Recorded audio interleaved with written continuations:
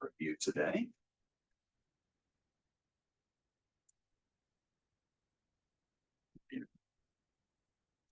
Oh.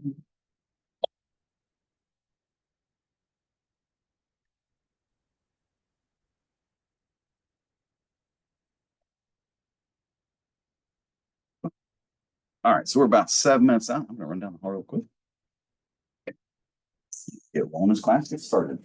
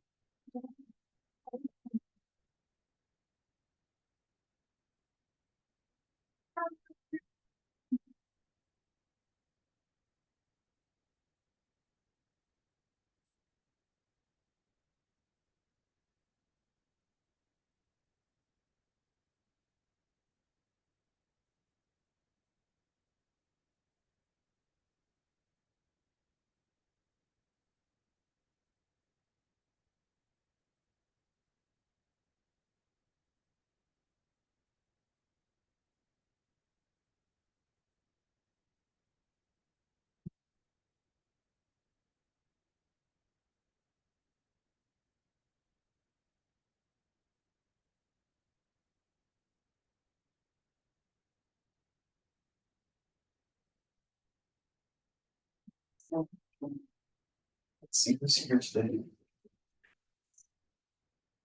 Yeah, all right. Oh, we got 3 minutes.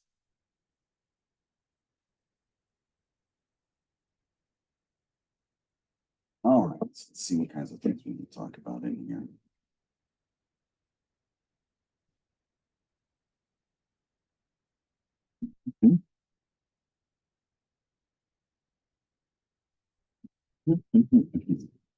All right, while we're waiting for time to start, I'm going to hop over to the class and see what was the last thing we did in here. Okay, looks like I put the chapters out.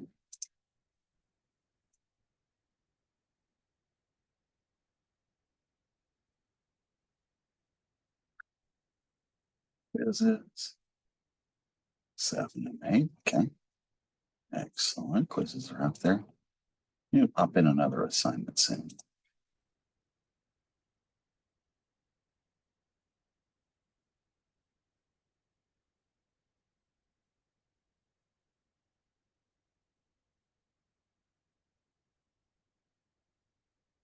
Boom, boom, boom. 2 minutes. Wonder what's going on in the world today. Why don't you guys tell me what's going on in the world today? I don't know. Let's see. What was the most recent thing I'd seen in the news? I remember seeing something about a wreck out in Oklahoma City this morning, but that was real quick as I was looking through the news, getting ready to come in this way. Let's see. I don't know. I think most of the stuff's politics stuff in the news, and I'm burnt out on politics. But there's something people do like to talk about. It's the difference of ideas, I guess. I don't know. I always look at it like music. Don't understand it. Really don't. Let's see. Things going on there.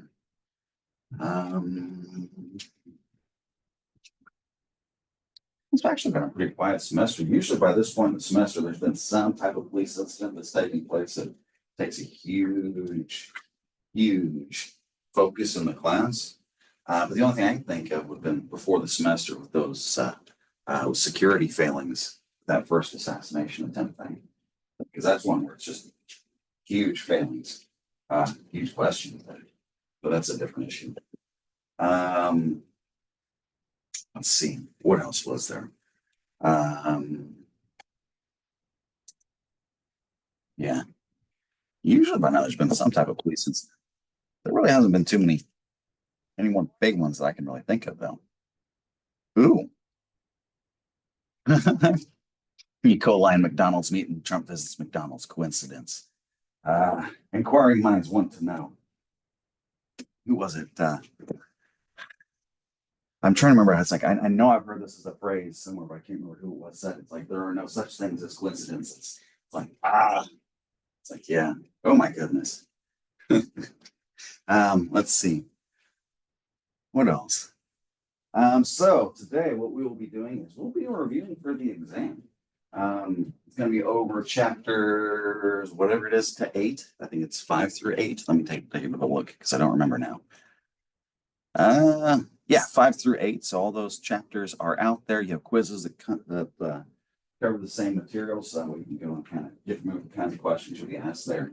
But we'll go ahead and we'll run through a review, and then since no one actually showed up in person, I might call a lid on it for today, so I can get a few minutes and maybe start getting back to checking emails and that kind of stuff because I'm so woefully behind there. But I am catching up. Hey, that makes me feel good. Let's see. Ooh, admit. There we go. All right. So things that we need to talk about here. Looks like chapter 5 has some union stuff in it, maybe. That's where this exam picks up. But I started talking about union things. Their process of bargaining. What is that called? Be familiar with that phrase? Things like collective bargaining. Let's see. Is there anything else in here that relates to that? Yeah. Not really. Ooh, another person coming in. Oh. When we start talking about task force specialization and those types of things, for what reasons are a specialized task force created? What kinds of relationships or partnerships would you look to see with those types of things, right? So depending on really no matter wherever you're at, there are multiple levels there. So if it's going to be something that's highly specialized, you'll be looking across those multiple levels where you have multiple departments working together and that kind of stuff.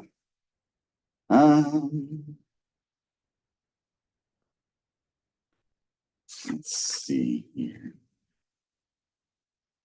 Civil service system, civil service procedures, the hiring aspects of that system. So when we pick up with those sections, start talking about processes. Oh, hold on. Came at once. Okay, let's let them come in real fast. Be familiar with that civil service system, how it works. Be familiar with the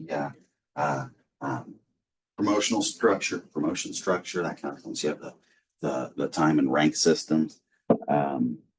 Let's see, what other things can come up in this first chapter here? Resource dependency theory might come up a little bit. Let's see, are there any of those theories that relate to organizational structure? I think that's the only one that I see there. Really. Okay. Yeah. It's like I don't have too many questions from that chapter. Some questions about affirmative action, equal opportunity, equal employment opportunity, that kind of stuff, EEOC stuff. So be familiar with those practices. If I said ADA, the Americans with Disabilities Act, what kinds of bearing does that have on policing? So you'd be talking about things like bona fide qualifications, exceptions, that kind of stuff. We start looking at reasonable accommodations. What's meant by the term reasonable accommodations? Those types of things. Oops, another question on union stuff. Whenever you start dealing with unions, police unions are a little bit different because of the relationship with strikes and that kind of thing. So, what kinds of things can occur if you have a dispute, that kind of thing. Whenever you start having that collective bargaining, you hit a point in time where everything's not moving. What is that called? Okay. The Civil Rights Act of 1964, Title 7 of it specifically. So that's when you get that equal opportunity component stuff. Be familiar with the specific categories that are associated with that act, Civil Rights Act. I know there's the ones that the book talks about, but I also mentioned the fact that it's like there's one that we cover with it that's not, and that we probably in the future will hopefully fix and address that. But who knows? I guess it'll determine on whether or not it becomes a hot issue, which it is kind of, but I don't know. One of those things where I don't quite understand where society's moving sometimes. Let's see. Recruitment. When you start dealing with recruiting, those types of things. Be familiar with the processes, be familiar with the purposes, be familiar with like if you're trying to target specific populations, that kind of a thing, how you'd want to go about doing that. Particularly when it talks about the whether you're talking about females in policing or you're talking about I don't want to say diversity, it's not just diversity, it's more like representation, representativeness. All right. Stereotypes within this section. Yeah, basically what you start dealing with there is that it's traditionally male dominated, those types of things. From there, certification. What is its purpose? There's also a section where it talks about decertification, things of that nature. The types of punishments, the types of things that can happen that are negative direction related to one's employment. Okay.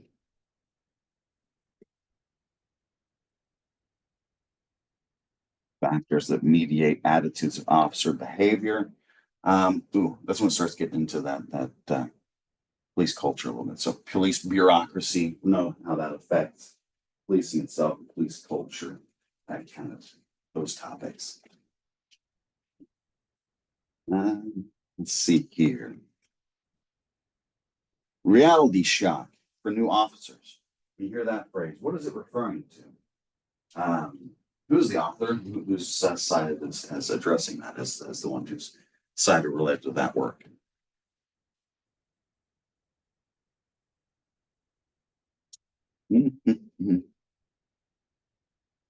Where do new officers typically start? What kinds of duties do they have? When we start talking about duties, types of positions, what types of positions make up the bulk of policing?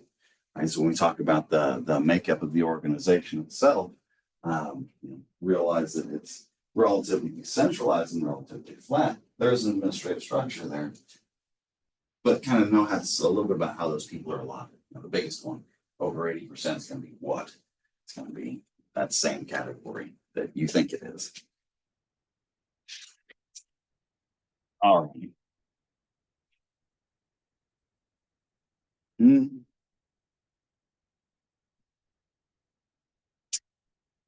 Let's see. Stressors related to policing and burnout.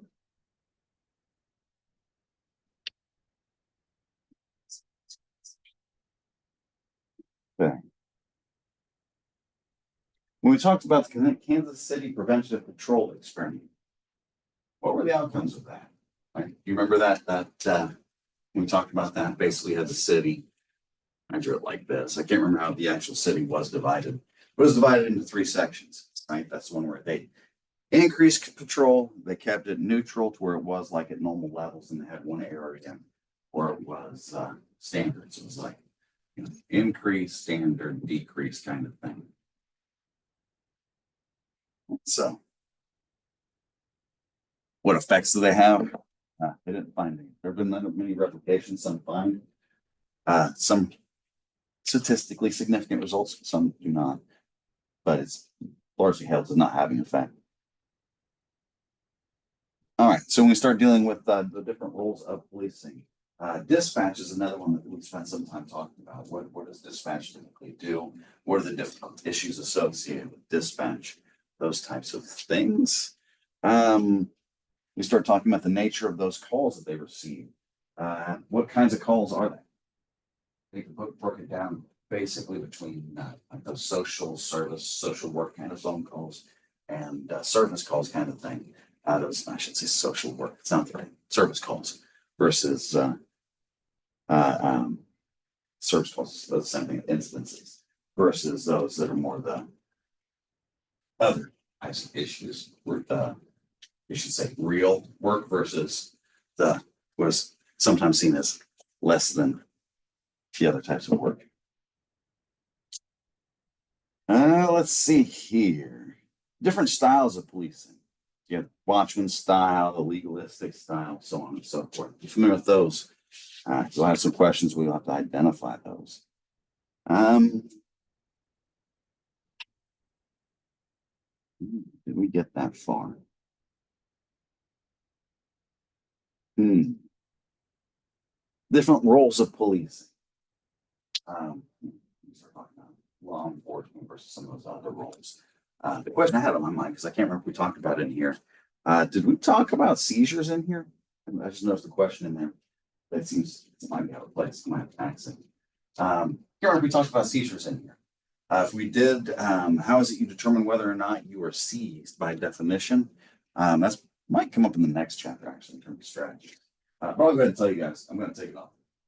Some more thing about it, but less I think I talked about it in here. Um, it's whether or not you're free to move, you're free to leave, you're free to go. If the reasonable, if the average person would come to the conclusion that you're free to go, you're free to go. If they don't give you an answer, and the average person would come to that conclusion, you're free to go. Problem is if they didn't give you an answer and a reasonable person would not come to that conclusion, you might find that you're unreasonable and thought you were free to go. Okay, so you think I did talk about it? I can't remember because I know I've got like three classes back to back in here, and then the fourth one a little bit later. And then one of them, maybe two of them, we talked about seizures a little bit. And so I have a little trouble remember which one I was talking about back in. So if you're going to be seized,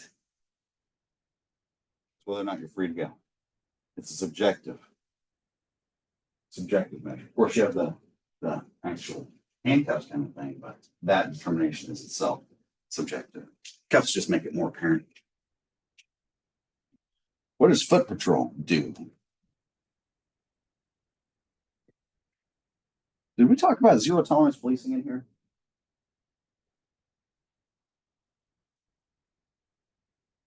I can't remember if we talked about that one because I was bouncing around a little bit. If we didn't, probably the biggest interest, the most interesting thing with zero tolerance policing is by another name is um,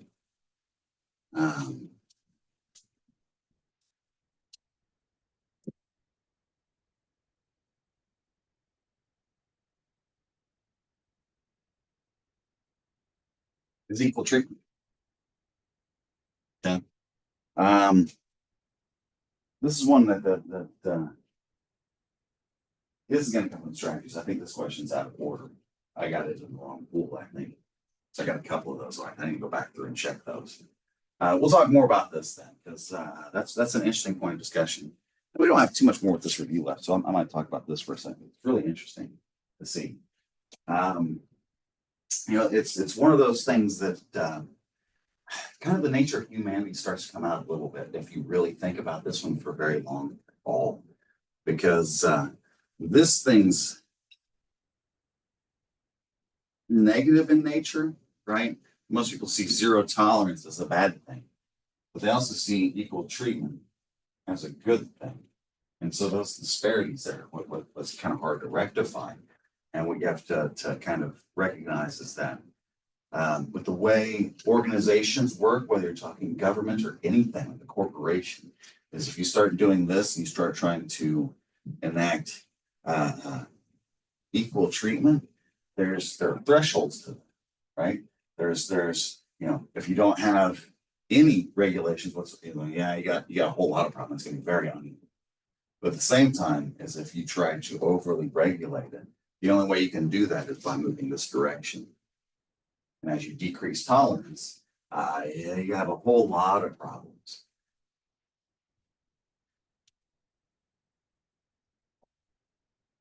I know this because a lot of people have to tolerate me.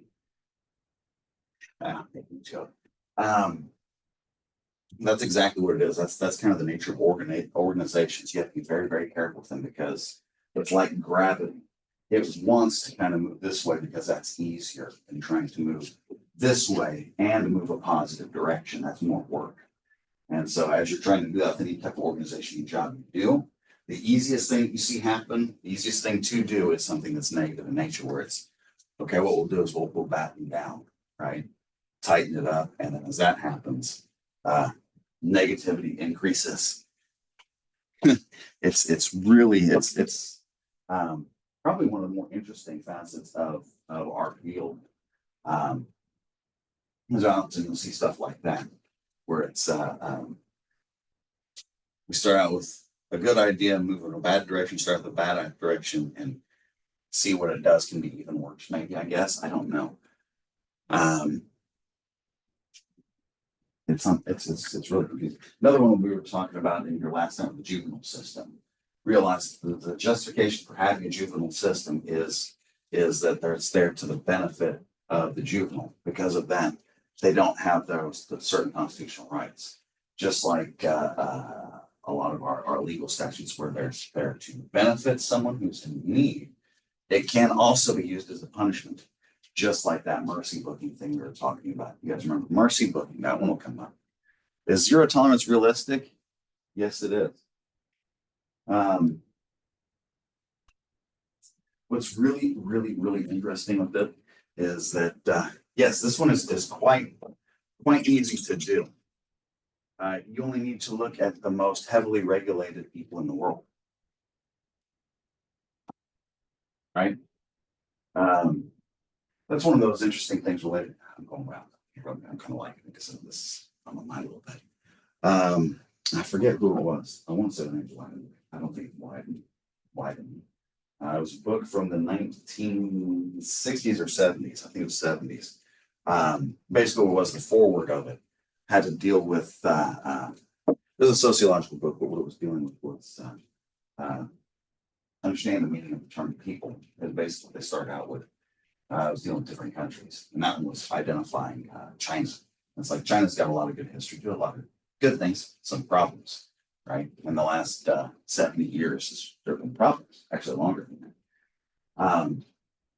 What was interesting with it was the fact that in that particular text, it noted that prior to that great leap forward, the Chinese people were hailed as being some of the most peaceable and law-abiding people on the planet. Because they were peaceful and law-abiding, the Great Leap Forward was able to take place, where you have a bunch of people who were easily motivated in the name of doing something good, went and did something awful, right? It's not the same issue, but It can be. And if you're trying to stir up social issues, this is a real easy one to do. Right? This is one that comes up over and over and over. If you really want to talk about, that would be well, that would be like being a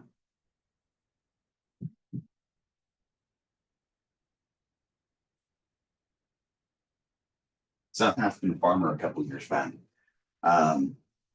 They historically have a lot of issues.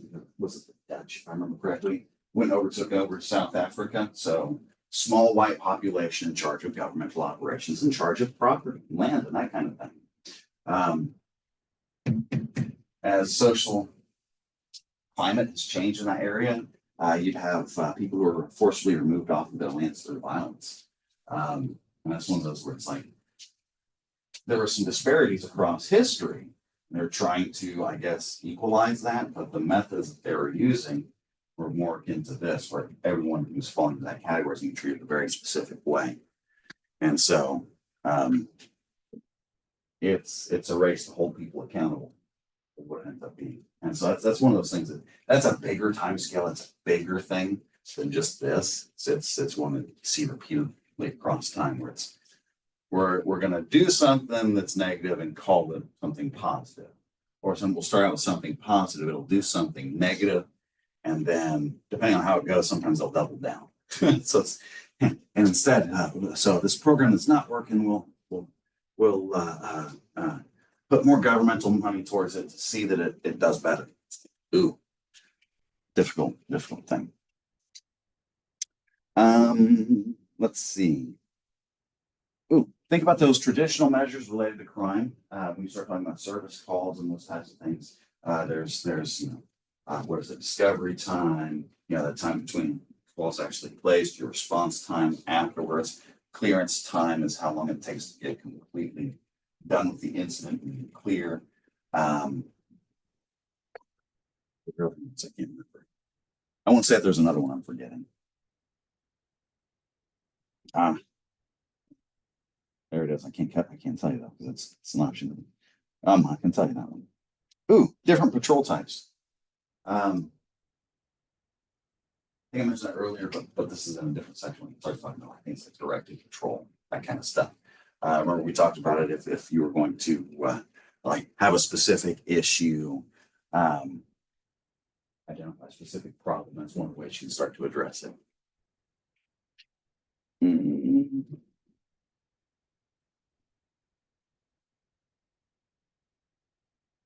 Let's see here. Differential response. When we start talking about those types of calls that come in, the response they get is called differential response. What does that mean? Well, basically, when you get into it, is they take the nature of whatever it is they're dealing with it, and they separate them out into however serious, however fast they need to get there, and however quick response is needed to address the issue. So that's seriousness, severity, or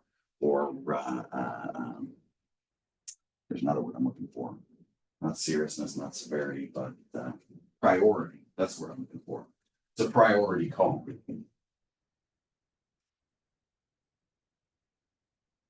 Mm-hmm.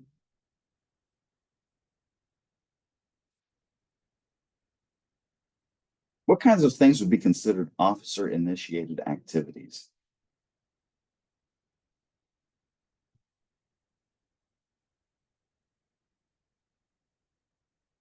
I already mentioned mercy booking. That comes up again, so make sure you know what that is. Ooh, the crime prophylactic models. So that was in that last chapter. There were a couple of different models we talked about there. The crime prophylactic and another one. Be familiar with both of them, but that last one's going to come up more often. Let's see, person behavior. Okay. Domestic violence. When we move in that area of domestic violence, there's some information about who it affects and how it's handled. Be familiar with both of those things. Let's see, it's probably some stuff here on COVID. Let's see what kinds of questions it asks there. It has a section on juveniles. Actually, didn't see any questions on COVID itself. That surprises me. Okay. Legal authority. Already talked about that. Okay. So if we were talking about hate crimes, this is the last question I see on there. If we were talking about hate crimes, what exactly is a hate crime?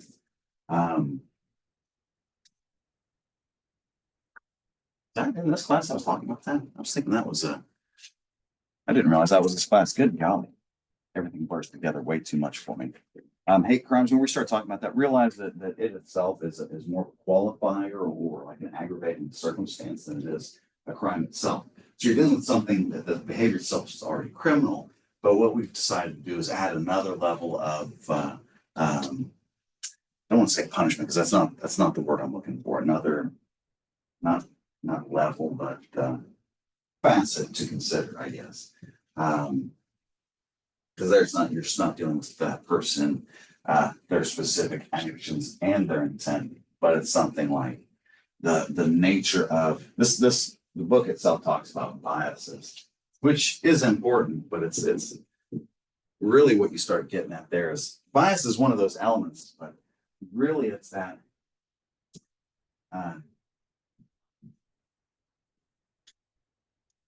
it's really this thing right here. Unfounded hate is really what it is. It's like best way I've ever heard it put. How can you hate me when you don't even know me, right? Because that's exactly what it is. It's that bias. What it is, it's that hate without reason, and that's something that we as a society have noticed that that's kind of an issue. All right, let's see. For an essay, discuss the various sources of job stress in policing. What are the effects of job stress and what recommendations have been made regarding police stress? So, if you start getting into police stress, what does it do? What kinds of things affect it? How do we handle it? For that essay, what you'd want to do is you want to spend probably about 5 sentences, which get you really well set up because you have enough to be able to say, a good couple sentences about what types of things it can cause, what they are, what they look like, and then how we handle it and what that looks like. And with that, that finishes out the review for today. Any questions? Yes, no, maybe so. All right. So in this class, let's see if we're behind schedule. If we're behind schedule, we'll move into the next one. If we're not really that far behind, we might just call it a day. Let's see here, because I don't remember what day today is. It's 23rd. So we're really only a chapter behind.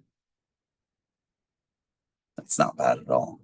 Because that first week we really didn't cover anything. The first chapter is more of introduction. So that's actually pretty good. All right. You need to pop out another assignment.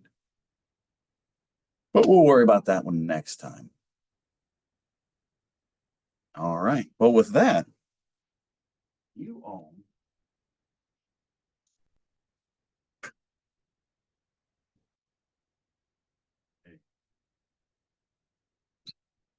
great weekend. I'll have the test out.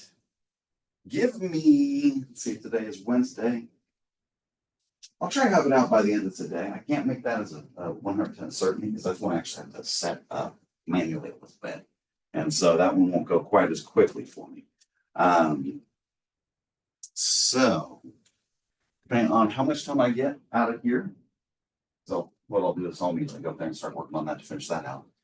It might be later today, it might be tomorrow before it comes available, but I'll give you at least one full week to take the exams. I know that everybody's schedules, we have this a lot of time. I make that, of course, but having that free time and not have someone dictate a particularly close window for that is nice.